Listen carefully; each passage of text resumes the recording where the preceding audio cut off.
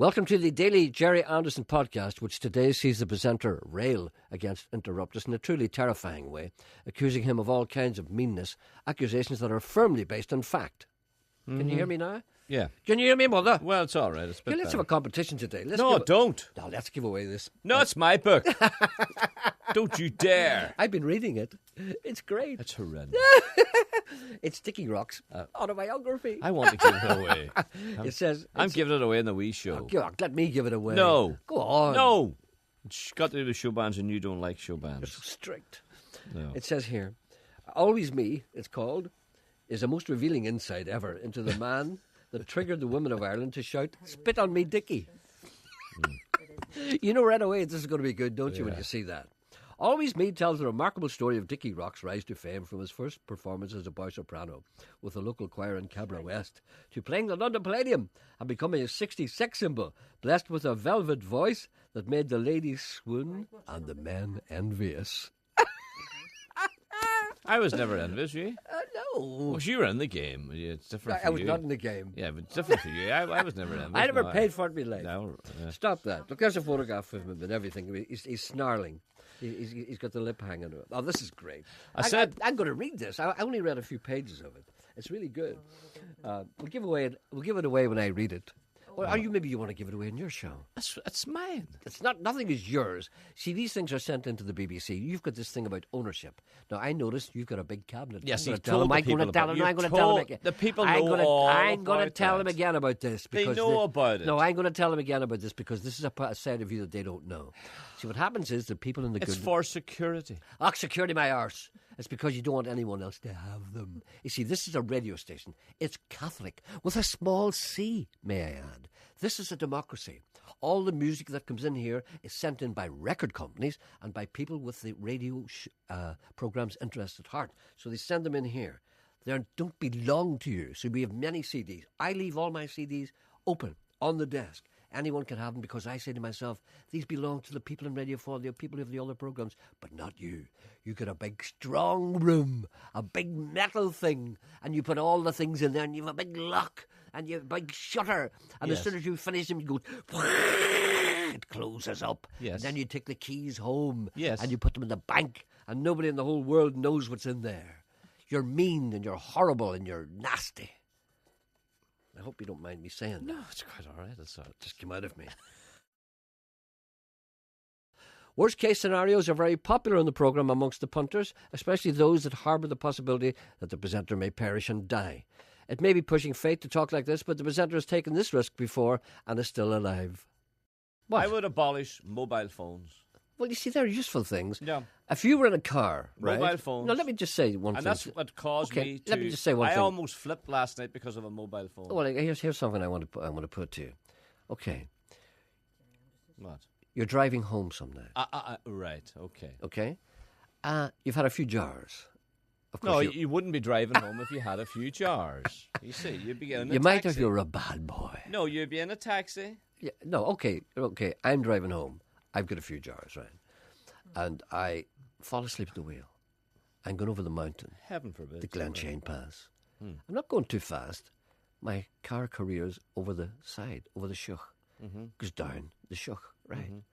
The car's upside down. Yeah. There's about 2 inches of water in the car. I can't get out. Right. It's dark.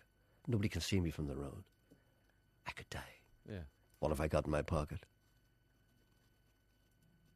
Rosary beads. Yes. I take them out and pray to Jesus. But I've got another thing in my other pocket, which you know nothing about. It's a mobile phone. I ring the police or the ambulance. I say, I'm up the mountain in a shuch, dying. Please come and rescue me. 5 minutes later, they're there. There's your mobile phone. That's a handy thing. And you would abolish that? Yes. Why? Because you would die. Here, in an odd departure from standard BBC broadcasting techniques, Interruptus rails about the world in general, whilst the presenter simultaneously reads extracts from Dickie Rock's autobiography entitled Always Me. I was out walking last night. Yes, how unusual. Yes. And it was a good walking night last night, James. It was good. It was mild, yes. I hear people talking about how good it was. Yeah. People out walking because it was mild. Yes, go ahead. And I walked past this corner shop. Yes. And right on the corner of the street, Yeah. A young man parked his car So I'm just reading and this. on double yellow lines. I'm just reading as this. well, I'm as just- well as on the corner on double yellow lines. And I looked in at him, as hoping he would look out for me to say to him, "Look where you're parked." Understand? But what was he doing? Look, I did- Sitting, footering with his mobile phone. That just sums the world up there. Look at that there, the ignorance there of that young man there on a corner on double yellow lines. And he was waiting on his mate. His mate was in the shop, and he couldn't even sit there. He couldn't sit and look around him. No, he had to reach for his mobile phone. There's a lovely photograph of Dickie Rock with Maureen Potter. And in my mind, I overturned that car.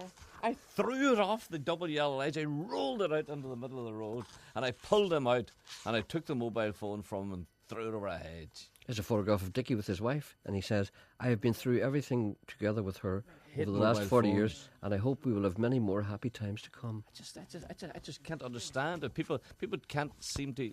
They can't go for a message. They can't go to the shop on an errand, but they must read their mobile phone or look at their mobile phone. If they're standing waiting to be served in the supermarket or they're walking around the supermarket looking at the shelves, they have to look at their mobile phone. What is this obsession with the mobile phone? What's going to happen from you leave your house, the time you get to the supermarket? What's going to happen in the world? It's going to be earth-shattering that you have to check your mobile phone. Look, there's a photograph of Dickie with Jimmy Savile. What's it all about? Why don't they wise up? Look, there he is with Val Dunnigan. Look at You know, that. He knows everybody. It's like that and chewing gum. That and chewing gum has to.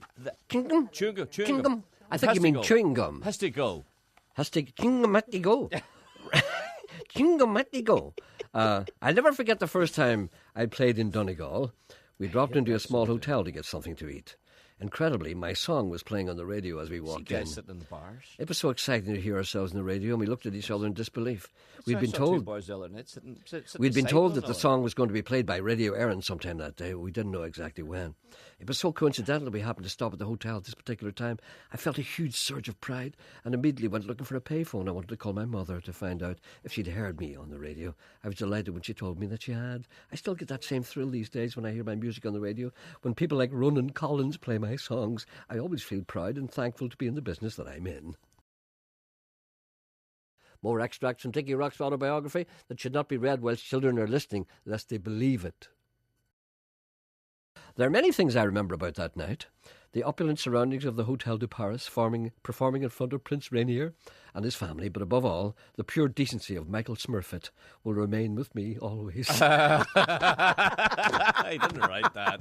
He did. You made that up. I did not. Every page you open is something great like that, isn't it? The pure decency of the millionaire Michael Smurfit is unbelievable. One of the richest men in Ireland.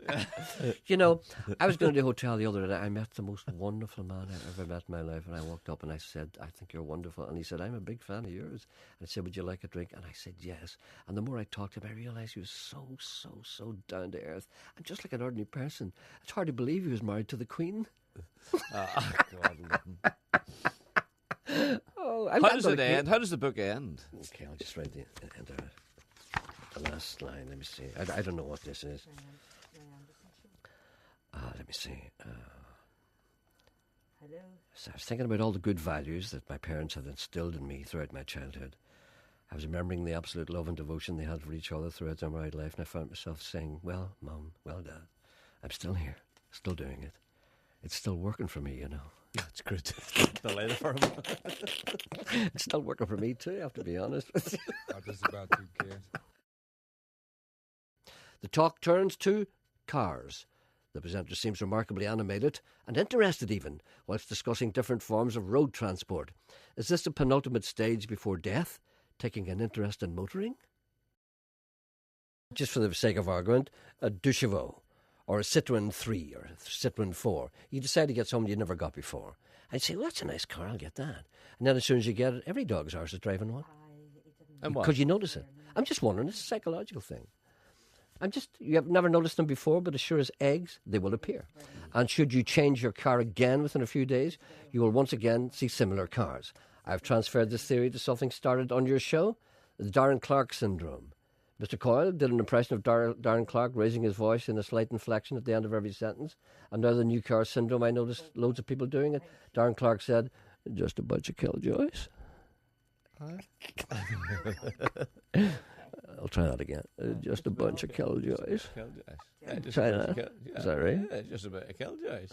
No, Hey, no, he says no killjoys. No, just a Killjoys. bunch No, of he would say killjoys. killjoys. Not killjoys. He won't say killjoys. Just a bunch of killjoys. What do you think? Well, I wonder Are you where- over the end? No, you're going down a bit. He does. He just goes down. I would have meant You that. really Let's should get be this number right one. now. Let's get this. Well, like a pint, doing it like a pint and a smoke, just like one of the boys. That's it. You see, just like I'm just like one of the boys. I know. I like a pint and I like a smoke. I'm on the open. No different. What's wrong with that? Yeah. Think about great. it. Yeah. Michelle writes to me and she says, this morning I wasn't really watching BBC Breakfast, but it was on.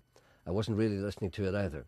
But my ears pricked up when I heard a woman in the middle of a conversation saying, that's a whole different kettle of ball games. The old mixed metaphor. There's a wee call for you. You're driving listeners away. A man says he's leaving the programme, and he said he's going to leave. He's going to watch it, or sorry, listen to it on iPlayer because he can't stand your rants. I had to get that off my You chest. have to be careful about that. You're putting the listeners off. No, I have to speak. Just for the be me people. that put the listeners no, off. I No, have it's to. you. I have to speak for the people. People don't We care. need law and order. It used to be me that people hated. Now they're starting to hate you as well.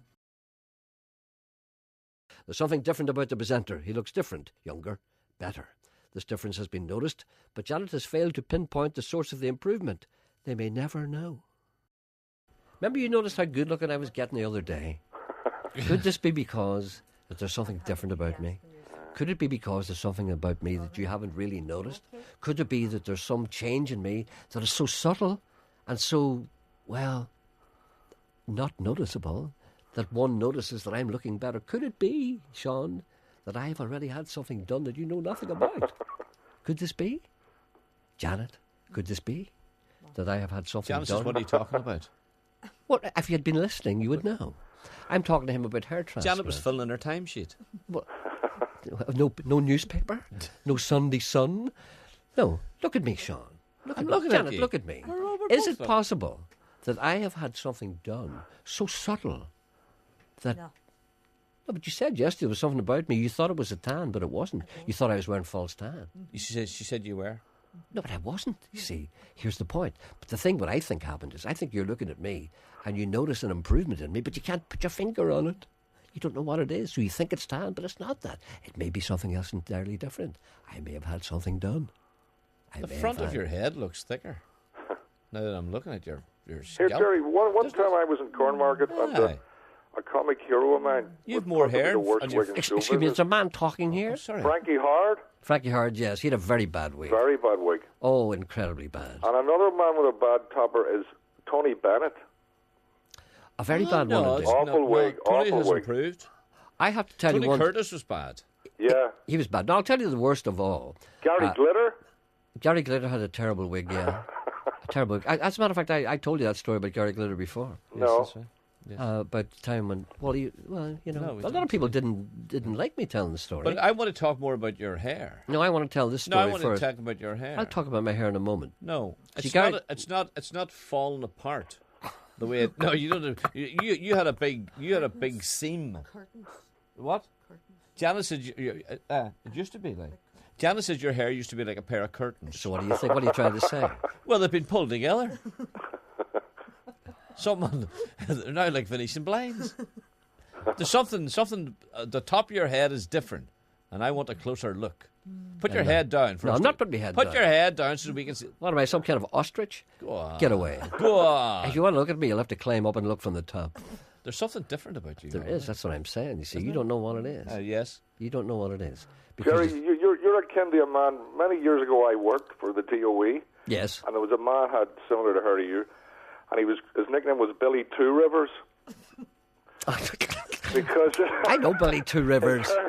Anyway, I'll leave it to your imagination. That's gone over Good my luck, head. Jerry. That's God bless okay. you and all who's sailing your ship. Okay, thank you. Thanks, man. Thank you. Bye. Thank you for listening. Goodbye.